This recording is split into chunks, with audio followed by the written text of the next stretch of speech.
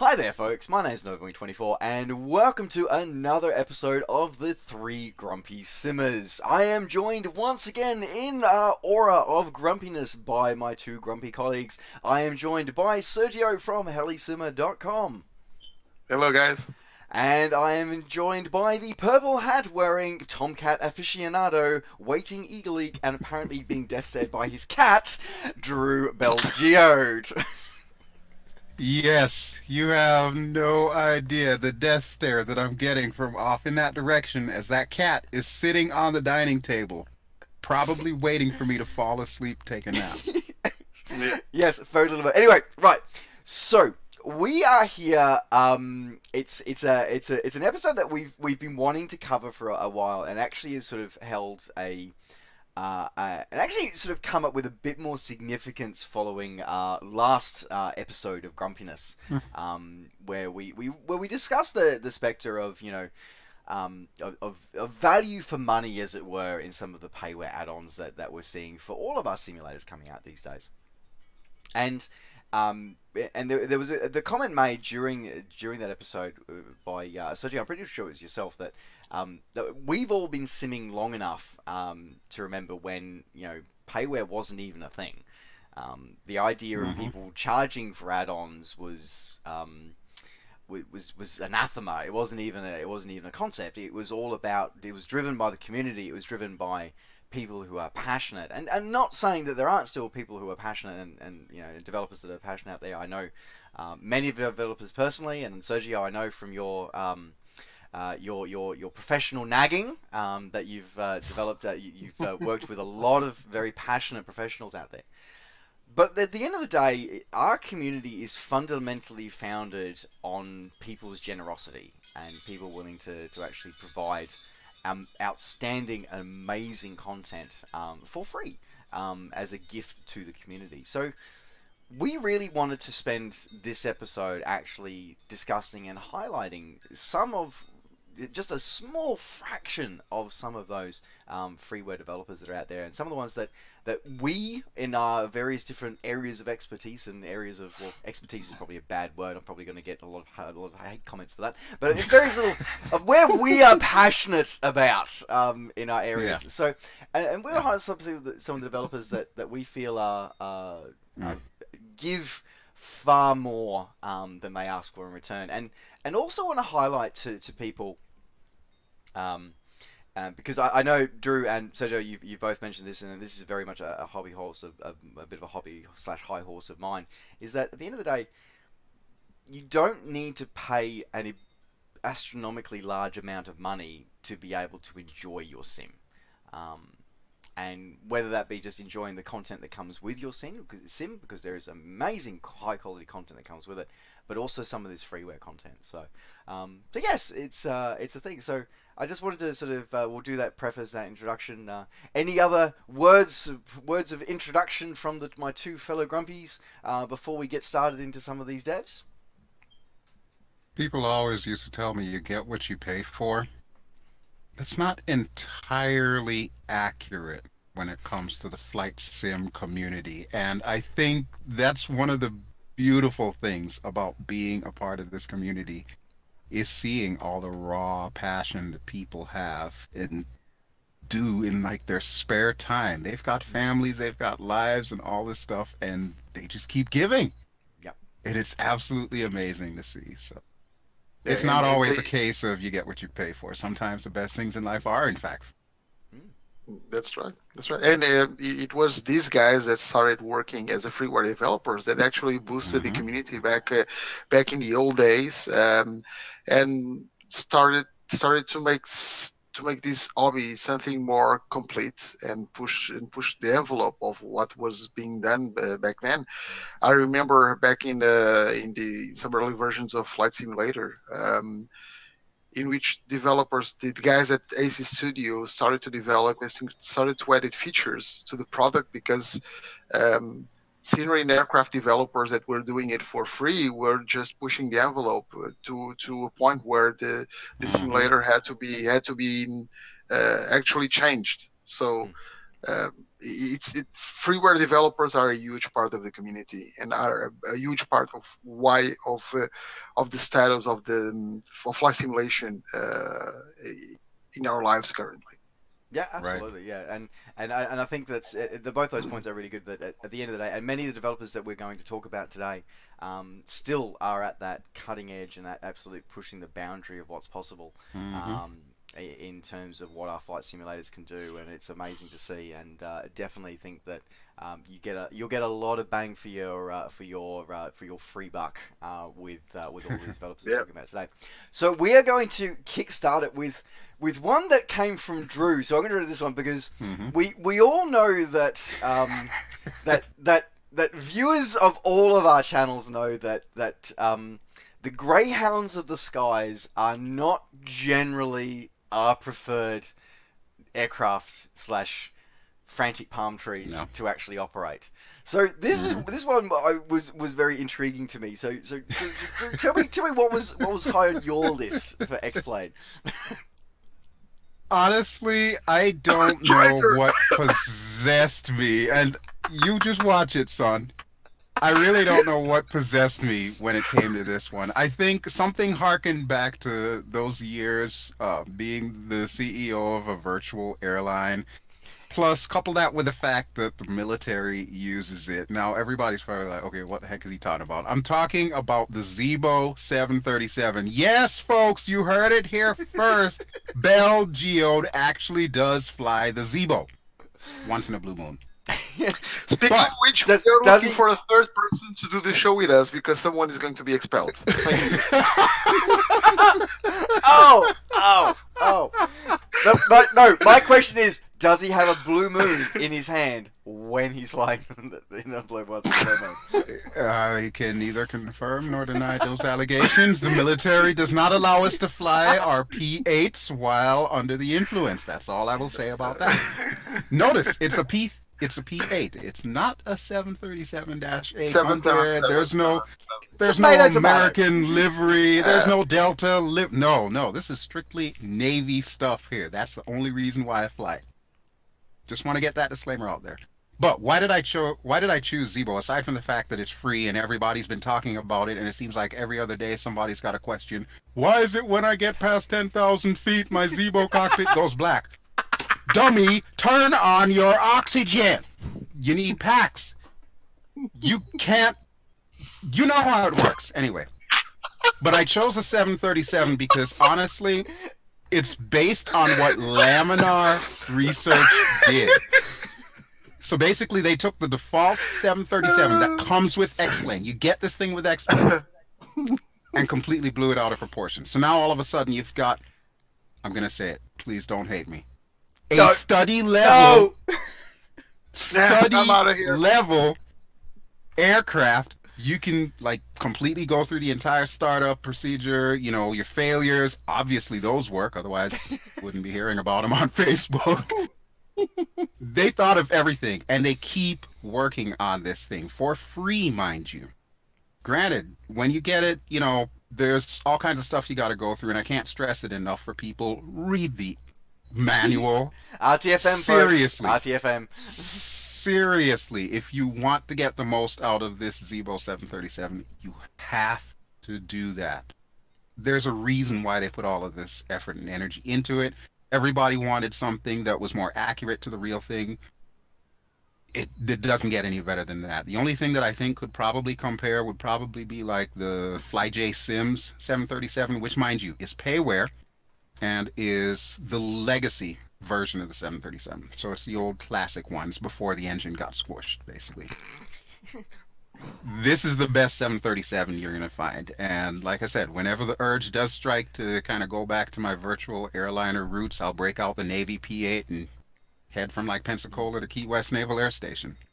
And that's my story, and I'm sticking to it. And I think that's actually what that really shows is it shows again how these passionate developers will actually take what is, because essentially all that was there in the sim, but it was just had never really been implemented in the few. Yeah, it was never utilized. Really just pushed the envelope of what's possible. And that's really, again, what's amazing to see. And again, being able to offer that, and the update cycle is like every 2 weeks or less. Yeah. And that's just... It's ridiculous how quickly they get this stuff done. A couple of months ago, it didn't even have like a cabin. They've actually got people in the cabin now, so you can go to the back of the plane and check people out. Why didn't Laminar think of this? But then, if you know anything about Laminar research, you know that their philosophy is basically like the movie Field of Dreams. If you build it, they will come. And they're right. And and I think it's really great to see that, taking advantage of that X-Plane framework and actually building on it, and what's more, doing it for free. So it's an outstanding aircraft done. And not gonna lie, it's in my list. It's in my X-Plane thing. I'm still getting my feet wet in my X-Plane, in the X-Plane world, so that'll be on my list at some point. But in one of those places that you can, of course, take your Zibo 737, of course, we need some good scenery to go to. And Sergio, I know that you're very appreciative in awe of one of one of the scenery developers, and that's probably actually very much a pillar of the X-Plane community. Yes. And he's come up, and he's crossed my radar a couple of times in Novarap releases. Yep. Can only be one person. Go ahead, Sergio. I know what you're talking about. Well, I think everyone knows it's none other than Mr. X, and who in the X-Plane community. Yeah. What the hell was that? Sorry, it's just Mr. it's like X, sorry, yes. it's just sorry. I just had this moment, this flashback back to like a really bad like 90s, like TV show. Sorry, no, seriously, Mr. X, I think your work's great. Like your libraries are full. He is amazing, awesome. But yeah. Yeah, Sorry. it is. Anyway. It is. His work is absolutely amazing. His scenery has comprehensive and used libraries in the X-Plane market. He's a young guy. I think he's under 20 or so. I interviewed him last year. We were talking about a very young guy that's been doing absolutely amazing things, and he's one of those guys, along with some other developers that are out there, that just puts a smile on my face and makes me think that we have the future of flight simulation is assured, because there's a whole new generation of guys that are not just learning how to build these things for the simulator, but are actually continuing to push the envelope and to push things into development and to do into the work they're doing for free. For free, and it's just amazing. And everything he does, it's absolutely amazing. I'm in love with his San Francisco scenery with the Golden Gate, and absolutely brilliant. I don't fly outside of Europe a lot of the time. I mostly actually fly in Portugal. But whenever I fly outside of Portugal or outside of Europe, I usually fly around San Francisco, Los Angeles, or just take my helicopters to Catam River, for example. But that's payware. Mr. X has been a pillar of the community, and there are a lot of other scenery developed out there that use his library. So it's just amazing the extension of his work and how much he has influenced other developers and how much he has helped other developers build their own custom scenery and build their own dream areas for them to fly. So yeah, it's one of those guys that will be forever attached to the X-Plane and to the X-Plane community and to everything that's coming for us scenery wise. And I think the funny thing about it too, with that particular scenery, the San Francisco, that was actually the very first add-on scenery that I got for X-Plane, and that's really what sold it to me, because Laminar Research, when they came up with X-Plane, they didn't model the Golden Gate Bridge. What? This man has it in there. Yeah, it was not in there. How can you have San Fran without the Golden Gate? I swear to whomever, they did not have the Golden Gate Bridge. They still don't. If you were to get Austin, what are you doing? Come on. Yeah. Are you sure they don't have it yet? I thought they have added on. There's a bridge. There is a bridge, but it's not Golden Gate Bridge. You need Mr. X6's scenery in order to actually have that represented, and it's the wildest thing. So that's why that was the first thing that I got, because I wanted to test out the scenery for performance and everything. And of course, anybody who's used FSX knows if you want to test your performance, go to San Francisco, go to Las Vegas, places like that. Oh yeah. So yeah, that's why I ended up getting it. But yeah, I love his scenery. I love using all of his scenery library objects and stuff that I do too. It is amazing how much I see his library objects actually sort of popping up in other scenery that I've got. And that's how I was first exposed to him. And again, that work of being able to, and that sense of giving back to the community through making those library objects available. That's a huge thing. That's huge. That's definitely great for that one. And we're talking about hours and hours and hours and hours, right? The guy models and does textures and releases hundreds of thousands of objects for you to use for free, and it's insane. And I just found out that we have to thank him for Belgio to actually enter the X-Plane as a simmer as well. So thank you for that as well, man. There you go. I was gonna say, and of course, Belgio with his love does when he's not betraying his roots, and he's going back to his roots and actually flying low and slow in aircraft and helicopters. I know there's a particular scenery that you enjoy going to, that you've covered off a couple of times in your videos recently. Tell us more about that sort of scenery. Yeah, the scenery that you're referring to is actually part of a series of sceneries. So the gentleman in question, his name is Stefan Schroen, and he has come up with 2 scenery packages so far based in Thailand. He used to live there for a while. He had some very good friends there. I think one of the packages is actually dedicated to a friend he had that died in, I guess, one of the hurricanes, typhoons, whatever they have over there. Tsunamis, but he did... Yeah, he did the Bamboo Island scenery, which was the first one that I showed off. I actually saw that on the Heli Simmer Facebook page. Somebody was showing screenshots, and I was like, what is that? I need to check this out.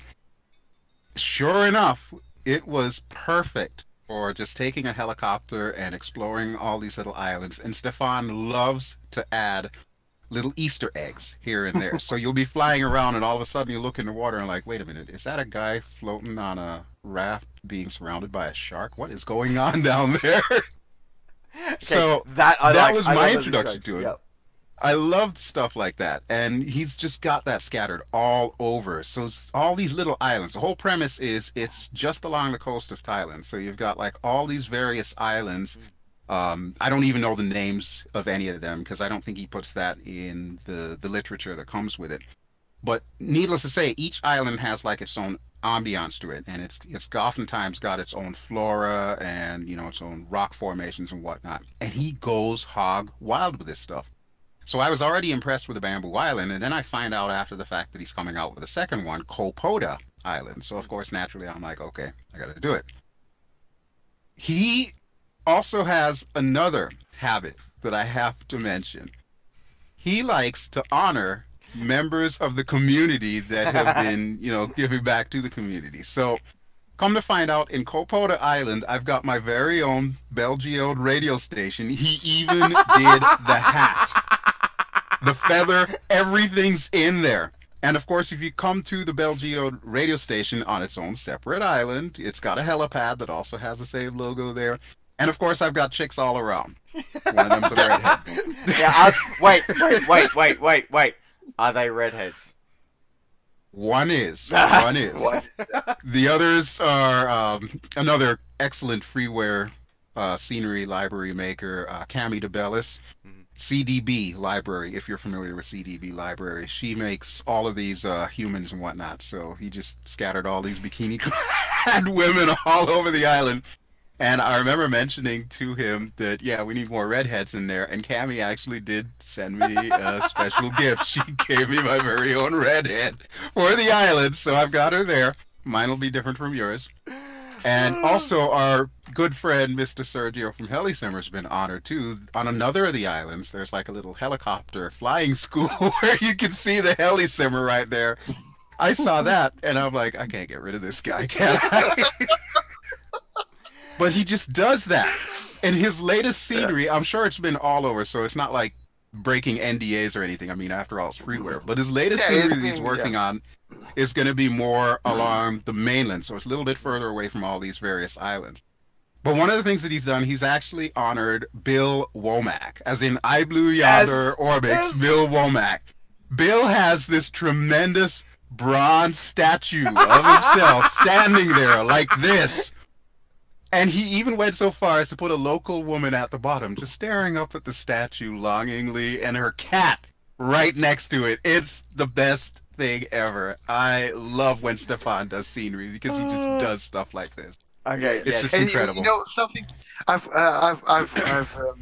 seen those screenshots, and I've seen the scenery that they develops. And let me tell you something. This is something that I don't think I feel in no other any other scenery. I want to move there. I want to go Yeah. to those islands. They It are just so has a charm. It has, you know, they have so much detail, and they look so much alive and so beautiful. Mm-hmm. It does an excellent job. It does an excellent job, and we might have some news at Helisimmer regarding Stefan and the project. So stay tuned, guys. And that sort of last bit is sort of capturing that essence of and that passion not only of the developers, but then also sort of infecting the user and the virtual pilot with that actually sort of wanting to immerse themselves in that, and that's an amazing thing, and it takes a lot of passion and dedication to be able to achieve that. And now, of course, to be able to explore all these wonderful pieces of scenery and things, and of course, X-Plane being a fairly newish platform. There are many developers that have previously been in the ESP-based platforms, or developers that now work in both.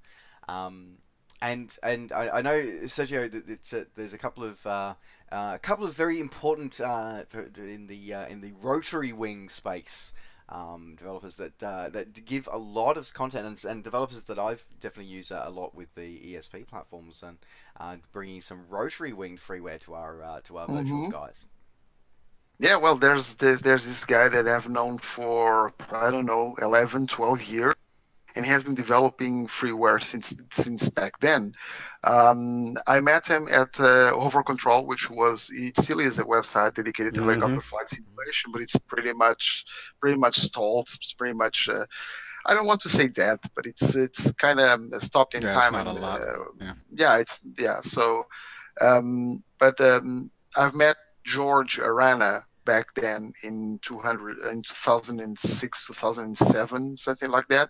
And George Arana has this team, or it's not a company, it's just a project name or a team called Eagle Rotorcraft, which develops mostly helicopters for the ESP platform, mainly FSX. And he has been doing this for several years now. He's been redoing the Bell 206, Bell 222, you name it. He's been working on more recently on the Bell 429er as well, from a model made by a guy which has nothing to do with me, called Sergio Acosta, a guy from South America. They cloned him. They cloned him. Yeah, we're trying. We were just saying before we started recording the episode that we are trying to clone Fred from Dreamfoil Studios. Yeah, so we had to needed a guinea somewhere. pig. We needed a guinea pig. You're it. I was a failed experiment. I'm very sorry. Instead of developing helicopters, the thing is they wanted someone to develop helicopters, and instead they clone just next people for them to do helicopters. That's the thing. So yeah, there's this guy from South America. I don't remember which country. I'm sorry. It's called Sergio da Costa, and he did the model for the Bell 429er. And now George Arana, which I don't know how the guy does. He has 3-4 projects going at the same time, but he's always releasing new stuff. He's also working on the Bell 429er, and he had Sergio da Costa passed the model to this guy called Thomas Woods, a gentleman which I actually met at Cosford a few weeks ago. He sounded familiar. Yeah, I met him personally at Cosford, and Tom took the model, grabbed the model, and he migrated the model for X-Plane. And right now, the Bell 429er from Tom Woods is the best freeware helicopter for X-Plane right now. Yeah, it's I agree just with that. amazing. it's a piece of work. It's a fantastic add-on for X-Plane, a fantastic helicopter. It beats the heck out of the default S76 that Lebanon Research has put into X-Plane. Again, it's like you said, Drew. They just release awful default aircraft. I'm sorry, but it's true. They release awful default aircraft. It's not so much awful as it is more basic. Here's your basic features. If you want more to it, then that's where these guys come in. Yeah, but so I need we need the Zibo team to do a work of on the S76 because I really like the S76. I just like it to be if I could actually shut the damn thing down and start it again. That would be good. That would be good. Yeah. Well, try the Bell 429er. It's the one that I tell everybody to try instead of the S76, to be very honest. So, yeah, my shout out goes especially to George Arana for all the hard work, all the dedication, all the amount of years probably that the guy already has developing. I'm talking about actually years actually doing things, not hours or days. He probably already has years of development on his hands, and he has been doing extraordinary work for the ESP platform. And fortunately, he's also working with people on the X-Plane community, and he's now bringing stuff from the ESP platform to the X-Plane community as well. I remember flying loving the 222 because I just love the look of that helicopter and the Fenstrom thing that they released. That was this weird and wonderful thing for FS9. I remember flying that in FS9. But one of the things is that for me, obviously, I've got most of my sim time is in the ESP and sort of the Microsoft legacy sims. Right. And for me, one of the standout developers that I always remember for a long time, because I love my classic aircraft. I like the old school designs, the old, give me a set of props or an old original, very early, very inefficient jet engine, and I'm happy. So one of the ones that was originally very early on was sort of pushed my way and sort of a name that cropped up for me was Robert James Richardson. Now he's just a guy in the UK. He does other things, but he just wants to give to the community, and his aim is to give aircraft that are either a little less known or probably a little less popular, but make them available, but also make them accessible. So they may not be the evil word of study level, but and he will take some liberties when it comes to some of the systems. But it's all about recreating some fascinating aeronautical history and bringing aircraft that probably nobody else would ever even think of developing to life, and just making them accessible to all levels of pilots. My favorite for him, this is long before the Cessna 310 was a twinkle in Milviz's eye. It was brought out by Robert. He brought out a 310 for the ESP platforms, and it's very basic. Really? Still, to this day, is still my favorite piston twin. To this day. All of the payware I've got, all of the freeware, all the payware that I've tried over the years, I love it just simply because it's simple. It's not the cleanest, look inside, but I tell you what, it's fun, it's fast, it flies really well. Having flown in one, it felt exactly like flying in one. And as I said, it's just you can't go wrong for the price. I did some liveries for it, but again, as I said, I love my classic aircraft, so the classic sort of civilian, but he also does a lot of classic jets and a classic propeller aircraft, especially more unusual stuff. Now, Drew, I'm sorry, I know you're going to be unhappy with me, but as much as I love my Tomcat, there is an aeroplane that I love more dearly, and go for it. That is the Avro Shackleton. It is. I can't argue. That's a pretty good one. It's this weird sort of, it traces its lineage back to sort of the Lancaster and the Stirling before it. It's powered by these contra-rotating propellers, which contra-rotating propellers for me is just always cool and weird and different. let's be Oh, the honest. Russians love them too. Yeah, exactly. The helicopter I fly in DCS has contra-rotating whirly True. things. It's just they're up above there. Bloody dangerous things to do with an ejection seat. But anyway, We won't even go there on that one. such a Kerbal idea. Anyway, so yeah, it's got these 4 contra-rotating propellers, and it's powered by 8 engines, and it's just this amazing aircraft. It's got a fascinating history, having served with the Royal Air Force and with the South African Air Force. It went through as originally designed as a bomber, then it was a maritime patrol, then it went through an airborne early warning platform, and soldiered on well into the 90s. Until the Centuries, the E3 Centuries came online with the Royal Air Force. So it has this fascinating history, and I just love the sound of all these Merlin engines just like trundling along. It was just great. So yeah, and he's got all the animations and cool and stuff as well. So yeah, it's just and again for people who love their classic jets, he's got the complete Gloucester Meteor range, like all of them through, and he's even got things like the Vampire, the Venom. And for those who are interested in carrier ops, it has. I love his Navy stuff. The first jet aircraft ever to land successfully on an aircraft carrier is modelled by him, complete with an accurate livery foam by oh god, and this is terrible. I've forgotten his name now. They're very famous British pilot. It's going to come to me as soon as we conclude the episode. Anyway, I'll probably put it down in the text. Of course. But yes, so a fantastic developer, and I really do love it. So I cannot recommend his work enough. I really can't. So though speaking of naval things, I know there's another thing that has propellers that does different directions that Drew you love. Grant you, it's not contra-rotating. Or is well, it? They rotate in opposite direction. Yeah, they do go. It's counter-rotating, but it's not contra because it's not exactly, on the same axis. Yeah. But yeah.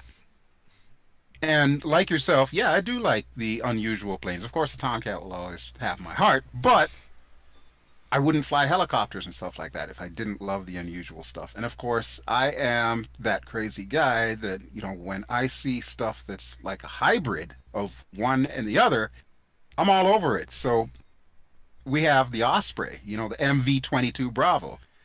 Every single Osprey out there I've had at some point in time, from the Vertavia one to now the X-Plane version from AOA Sims, both of which are payware. But honestly, the one that really stands out the most is the Freeware one, and that's the one that I think I've done like 2 episodes on. I had to do a second episode because he updated it so much, and that's Mariotti's MV-22 tilt rotor. When Mariotti came up with this thing, I was blown away to begin with because he actually put so much into it, considering the fact that the man lives in Indonesia. He doesn't have access to this. All the information that he got on it was based on every stitch of info that he could find online. But he nailed it. I mean, I've never flown an actual Osprey, but to get in there and, to be able to flick all the switches, get this thing from completely folded up to opened up and ready to go. The guy even modeled vortex ring state. It's a real thing. You could actually fall out of the sky by going through your own rotor downwash. Which in the ESP platforms is very, very rare. It's extremely difficult to model in the ESP platforms. I can't really think. Maybe Sergio, or maybe you can think of a few others, but I can't think of too many helicopters, or at least true helicopters, that have that sort of thing implemented. No, the only helicopters that I know that actually implemented it that are using external plug to Dodo SIM or using HDR or something like that. Yeah. And this is just part of the thing with him. When he updated it to the second version, which is the current version that's out now, he fine-tuned a lot of that. He also took into consideration some of the newer versions of the ESP platform. So that's where P3D V4 came in. And let me tell you, in VR, this thing is flawless. I can't find a single problem with the textures. He upgraded everything in there. It feels like you're sitting in an Osprey now. And when I compare it with the X-Plane one, it's about on par. And remember, the X-Plane one is payware. It's just incredible the amount of work that he's put into it. But I think what really amazes me about what he's done is just simply the fact that he doesn't have access to it in real life. Like I said, he lives in Indonesia. but he was able to make those calculated, educated guesses as to how this thing could fly. And when I compare it with like real life videos, or I've actually seen one in real life, yeah, all I can say is the man nailed it. And I really, especially with the vortex ring state, and also with the way the nacelles actually move and stuff like that, and how they operate. I mean, that's again pushing the absolute edges of what the prepared platform can do, and the ESP platforms can do, because he's put stuff in there which, Sergio, as you said, like, it's external plugin stuff, but he's not he's using that, but he's also combining with what was buried deep in the prepared code to actually allow them to actually pull it out. So again, goes to that. I mean, don't get me wrong. You do need to make sure you have FSU IPC updated and installed in there. And I can't stress that enough. You need to have FSU IPC in order for this to work. Just the freeware version? Just the freeware. You don't need the payware version, just the freeware version. But neither FSX nor P3D originally had the kind of capabilities to use something like a tilt roller. So you have to have that in there. But the fact that that's all you need to make this thing work properly is amazing. Let me just ask you something. You got me curious. Do you have to run an external piece of software or something? No. FSU IPC is basically like a plugin. If you think about it like any of the plugins that X-Plane has, it's the same basic idea. Yeah, I know what it is. I know what it is. I thought that it was using FSU IPC to connect to an external piece of software. And okay. All it's doing, FSU IPC, is allowing those bits of code that he's put into the tilt rotor, let it do tilt rotary things. The whole concept of turning the nacelles and actually changing your thrust from horizontal to vertical. All of that's handled by FSU IPC. So, but that's all it needs. And that's free. I've got to back that up. The quality and the sheer detail that's gone into that, especially for someone who has not got access to any, because I know the AOA guys got to crawl all over a reel. They got access to all the declassified information about the V22, whereas Mariardi didn't. He's just whatever he could scare off the internet. So that's and again, it goes to show that passion, that drive, that we have as a community, and all these developers individually have. So it's great to continue to see. I'm going to sort of bring with my other, again, sort of continuing my theme, of one of my other favorite developers with my sort of ancient aircraft. This developers, again, I pick up with the weird and the wonderful, the weird, the wonderful, and the old. So this developer, I think, is again, the work that's produced is just insane, and he's also done a deal where he's working with now bringing his content to X-Plane, which is really, really great to see, and again, it's great to be able to have something familiar for me moving to X-Plane. And that's Manfred Yan. So Manfred Yan, just an incredible asset to the community, and just continuing to develop this amazing quality. For me, the standout for him has to be the C47. Because there's just something about that workhorse. I mean, we call like the C-130 the workhorse of the sky, or the Chinook, or the Huey. But yeah, let's be honest. The first before all of those, there was the C-47, and having a strong family personal connection to them as well. It meant it was great to be able to actually have one where it is so temperamental, particularly his latest version, the version 3, because he's got two distinct versions out there at the moment. He's got his version 2, which will work on all the platforms, including the V4, but that's sort of like the more modernized sort of one. And then he's got he's got 3. So he's got the BT67, the turboprop powered one, but then he's got his latest one, the C47 V3, which is absolute Second World War, seat of the pants, basic everything. No shiny fancy stuff. It's all like, everything's modeled. The engine is very, very cantankerous. If you run your manifold pressure too high for a few minutes too long, you will have an engine fire. There is no if, buts, or maybes, and it's not because X-Plane did an update. I cannot That's the tell best you. part of all. I cannot tell you the number of engines Oh, I have my. destroyed in a Manfred Jan C47 because I have let the manifold pressure run a little too high for a little too long, and it's just gone. I've had Yeah. this. You Yeah. just hear this bang, and you look out and you go, "Oh crap!" So, and his detail is insane. The quality of the model, both internally and externally, because again, it's one of those ones like you mentioned how the Zibo's models the interior of the 737. I think that really gives it a feel to the aircraft and makes you feel a bit more part of it when you can sort of, especially, in these days before armored doors and all that nonsense, where you actually did sort of turn your head and you actually saw back. So being able to see the cargo hold and have the doors operating and stuff like that, it's just an amazing amount of detail, and just I really appreciate everything that he's done. And not only has he done this, the C-47 is sort of and the Basler BT-67 are his main cause to fame, but he's done other cool, weird, and wonderful ones. My other favorite one is the KC-97. The Stratocruiser, and the Stratocruiser Stratotanker. It was just like, that's just cool. Like, it's this weird thing. It's got it's got a B-29 wing, this giant pressurized fuselage, and then 4 jets strapped to it. Yep. Yeah. Like, it's just like, it's so cool, so weird, and so awesome that somebody actually made it. And again, that's why I love the fact that, a lot of these passionate developers, and not only do they produce this amazing quality and that's accessible, they are doing stuff that is often overlooked, but it's still such important parts to our community. By the way, I did manage to look it up. It was Eric Winkle Brown's Vampire that did the first British landing. Yes. That's the one that he's got. So yes, from RJR before.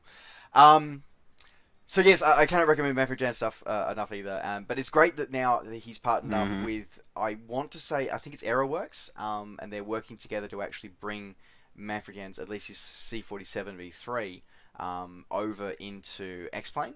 And they have done an incredibly good job. In fact, I would actually dare have to say that, and yes, Sergio and Drew, you can mark this on words, I would dare say that the X-Plane version flies better.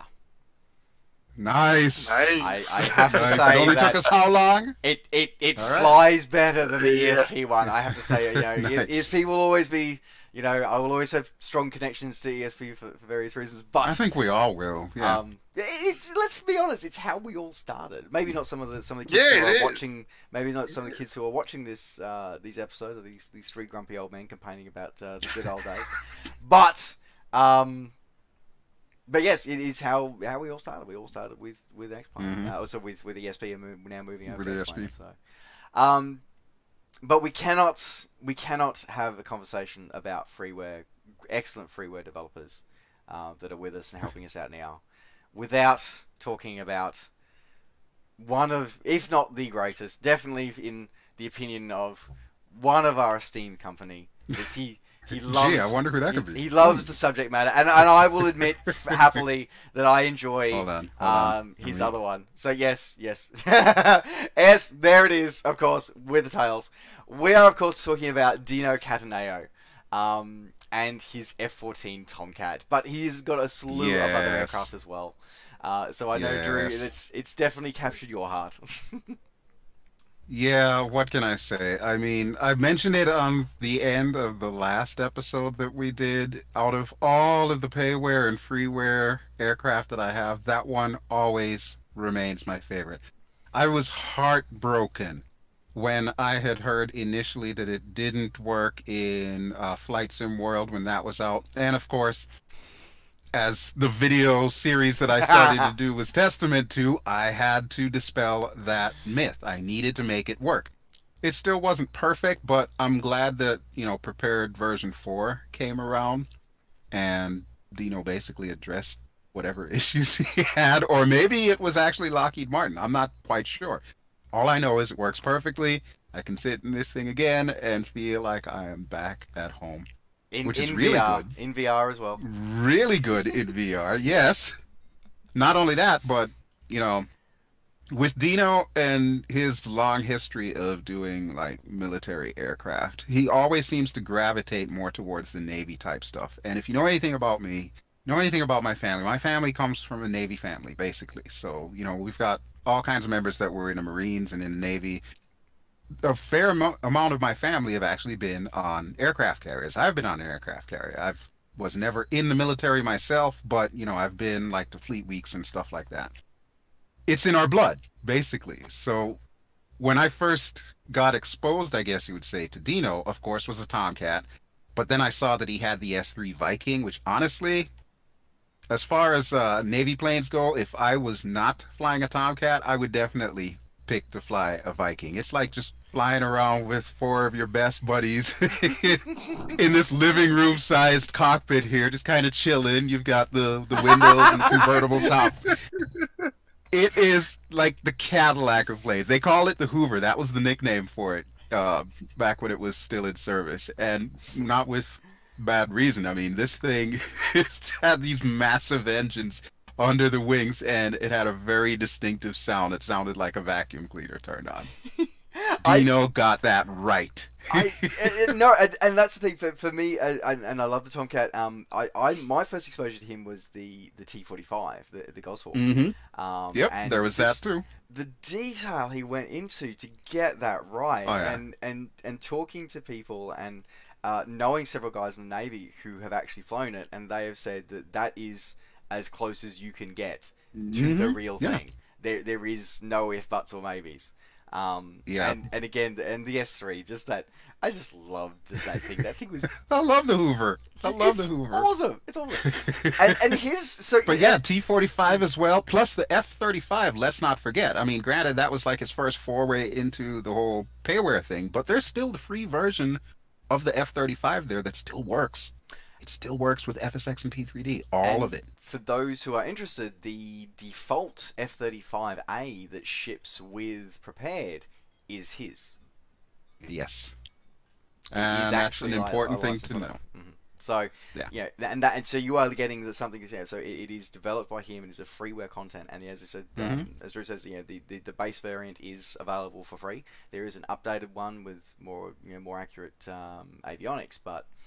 At the end of the day, you can still get the free one. It still works with all the ESP platforms, so that's great to see. So, And believe me, I'm still trying to talk him into bringing the Tomcat to X-Plane. But as I'm sure everybody's probably aware now, or at least he should be, he had that ransomware thing probably now a couple of years back, and lost all of his source files. With the Tomcat, he said he would love to be able to bring it to X-Plane. However, he would need to do significant work to completely rewrite the cockpit to have it be able to work in X-Plane. That's why it hasn't happened yet. That's why he can't promise anything, not even to me.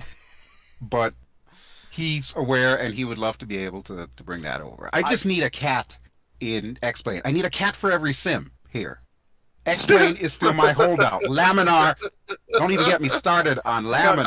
Wait. Are we with their patch notes? Are we going to see the finger wag? Do I just see a finger wag there? Yes, that is a finger wag. This is for Laminar resource. You don't put patch notes talking about all these various things you've got for the F-14 Tomcat and not have an F-14 Tomcat in the lineup. They are just paving the way for that. I legitimately have to ask, if you why build do it, they have a come. Phoenix? Why do they have an AIM-54 Phoenix and the AWG-9 modeled and programmed in X-Plane since X-Plane 10 and don't have a Tomcat? What the hell? Dinos needs a little bit of work to come over. I've been working on AOA Sims because they may have done something in the past that kind of got shelved. Somebody needs to make me a Tomcat for X-Plane. That's all I'm saying. The other thing I want to highlight, though, about Dino is that not only is he an outstanding developer that gives a lot of his time and has had to endure a lot, particularly with the ransomware attack that he had a few years ago, he is also one of those people like Mr. X who is all about supporting other developers. So Dino has been at the forefront of bringing content. And he's experimented with all of them. He experimented with Flight Sim World. He's experimented with X-Plane. But the one that he's also leading the charge on is Aerofly. Yep.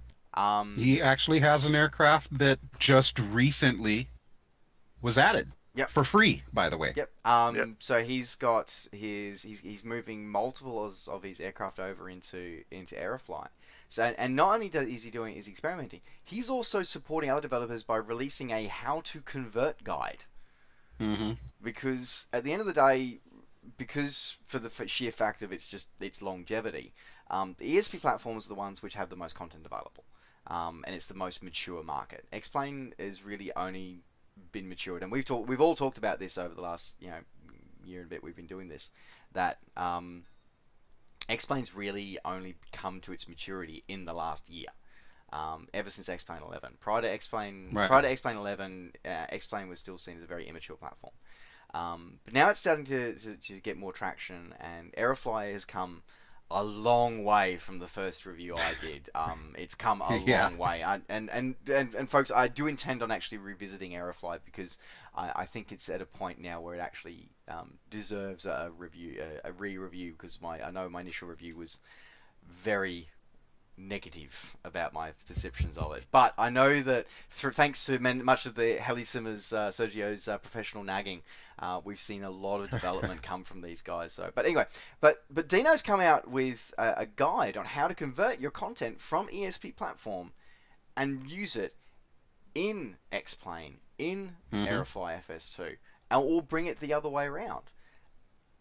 And again, it's for free. Like, he's offering all these tips and all these tools for free, and it's just an amazing gift to the community that goes along with his stuff. So yeah, I just really wanted to shout out to him, and that's been the whole point of today's show, folks, is that we wanted to show you that you can get some incredible, amazing quality content without paying a dime.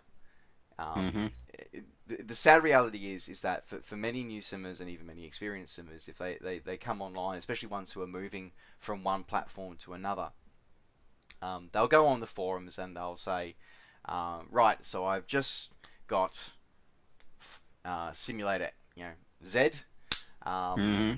What should I get? Yep.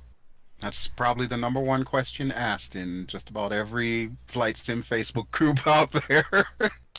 And yes, explain.org. Explain.org. It's and the frustrating thing is, for me, I see it when people sort of move into the ESP platforms, is they get a buy everything, and again, this is nothing against all these payware developers, okay, because they make excellent quality, but buy everything PM2G, buy everything A2A, buy everything Orbix. If it's X-Plane, I don't really know what I think it's. What's the it's explain.org. It's explain.org. No, that's pretty much I even said it today on Facebook. That's the only link that anybody needs to know is x-plane.org. O-R-G. Why?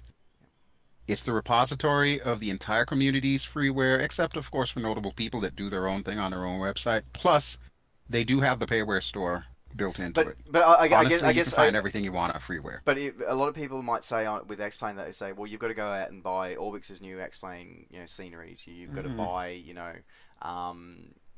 some other well, I think it's the IXDGG, is it 737, that study level, or there's a couple of them out there, but it's like, guys, you can get a lot of really good content for free for whatever your sim platform is. There's a lot, and again, as Drew just said, the explain.org website has so much freeware available. There's one that I'm keeping an eye on at the moment because it's very interesting. Is there's a guy who's developing a Mirage 3 for X-Plane, but the reason I'm keeping an interest on it is it's a 3.0, which is the Australian variant. So I'm very intrigued about it, and I actually know who it is who's developing it, and I actually have access to all the plans and stuff. So yeah, it's like, and that's the thing, is that there's a lot of stuff out there that you can get for free. So of course, as always, there is also some, much as there is payware, there is some stuff that is perhaps less than spectacular quality. But folks, I just think we just wanted to share with you guys some of the people that we feel are outstanding representatives of the freeware community for both the content they produce and the contribution they make to the community. So to wrap up, I'm going to throw to my other Grumpy Simmers to do their closing thoughts as we round it up. So Sergio, any other final words of freeware wisdom? Yes, guys, just before you start spending a lot of money on add-on, just try and actually ask people about payware. Don't ask people about what is it that you should get. Ask people what freeware you should get, because the answers are probably going to be a lot different. Everybody's going to tell you to buy, like you said, Tristan, get Orbix, get a PMDG, or get whatever. But actually, if you ask for freeware, you have a lot of amazing options. We didn't mention Ortho4 XP for Explain, but it's an amazing tool that allows you to add photorealistic textures to Explain. And that's pretty much, my installation of Explain has Ortho4 XP, has a payware, a payware scenery for Lisbon, and then everything else that I have except for helicopters, for example, everything I have is pretty much freeware. Now I have free textures, I have free trees, I have free libraries, a lot of from MisterX. I have a lot of free things that actually make my my sim come to life, and it's everything I need.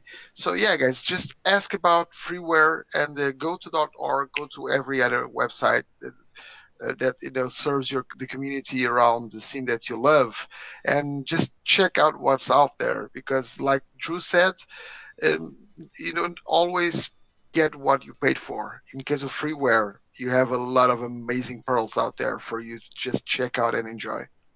Yeah, that's a very, very important takeaway from this. Because, I mean, like I said earlier, the number one question that gets asked in any of these Facebook groups or any of the social media or whatever, I'm new to XYZ Sim, what should I get? Well, if you ask me, I'm going to tell you, especially in the case of Explain, first, you run your sim for 2 weeks. Make sure that everything's perfect. Make sure you understand how to work your sim before you start fiddling with stuff. Because once you start down that slippery slope, adding stuff, and next thing you know, you're back on Facebook. Why doesn't my sim work? But in the case of the freeware, yeah, definitely try to garner as much freeware as possible. And I think one of the big problems that people run into, at least in the Facebook groups, is people naturally assume what people like. If I were to post, I just got into Explain, what do you recommend? I guarantee you a whole bunch of people are going to recommend Zibo and, of course, all the various payware commercial planes. No one has yet even asked me what I fly. I tend to go towards some of the more unusual stuff, but that's just me. That's just my personal taste. Your mileage may vary. What you need to do if you're coming into any kind of sim, whether it be the ESP or Explain or, whatever, figure out what you want to do first. Because if you can narrow it down to like where you're going to feel most at home, do you want to fly like early era helicopters? Do you want to fly World War II aircraft? I guarantee if you figure out what it is that you want to do, there's freeware out there that you can do it. And then you can ask the right questions instead of just open-ended, well, what should I get? I'm looking for A, and then just list off what it is that you're looking for, and I guarantee you people will help you out better with that. But never, ever underestimate the power of freeware. I mean, I said it before, I will say it again. It's true, you do get what you pay for, but sometimes the best gifts are free.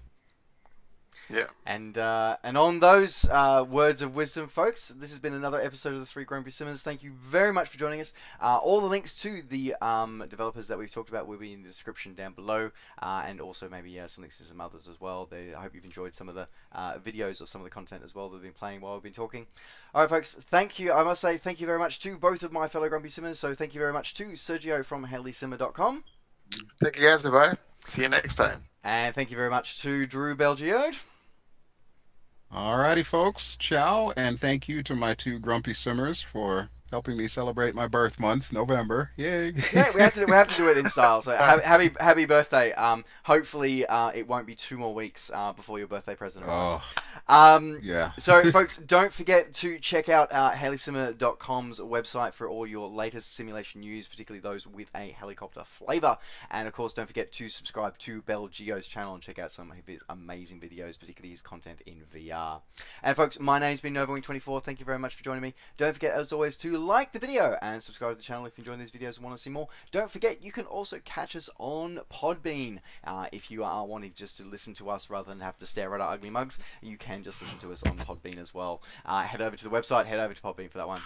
As I said, folks, thanks very much for joining us. Take care, safe skies to all, and we'll see you next time. Bye for now. Ciao.